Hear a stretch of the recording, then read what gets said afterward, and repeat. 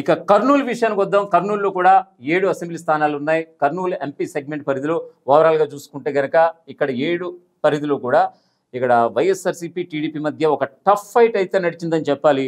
ఇక్కడ వైఎస్ఆర్‌సీపీ 4 గెలుచుకుంటే టీడీపీ 3 స్థానాలు తీసుకుంది.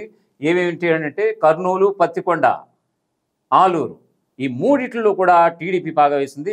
మిగతా అన్ని చోట్ల కూడా 4 స్థానాల్లో వైఎస్ఆర్‌సీపీ గెలుపొందింది.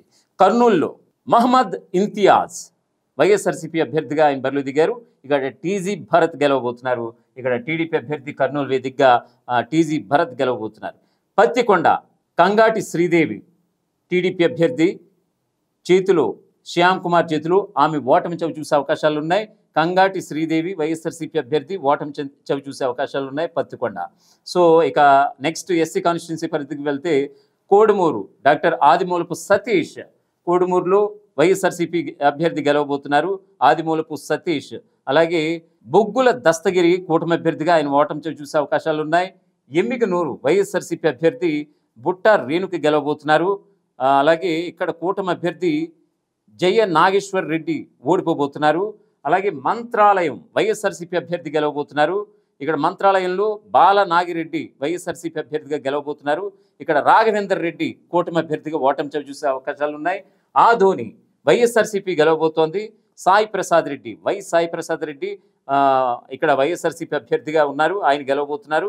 పార్థ సారథి బీజేపీ కూటమి అభ్యర్థిగా ఉన్నారైనా ఆదోనిలో ఆయన ఓటమి చవి చూసే అవకాశాలు ఉన్నాయి. సాయి ప్రసాద్ రెడ్డి వైఎస్ఆర్‌సీపీ అభ్యర్థిగా గెలిచే అవకాశాలు మెండుగా ఉన్నాయి. ఇక ఆలూరు వేదిక ఇక టీడీపీ పాగా వేసిందనంటే కనుక అవుననే సంకేతాలు అయితే చాలా స్పష్టంగా వినిపిస్తున్నాయి.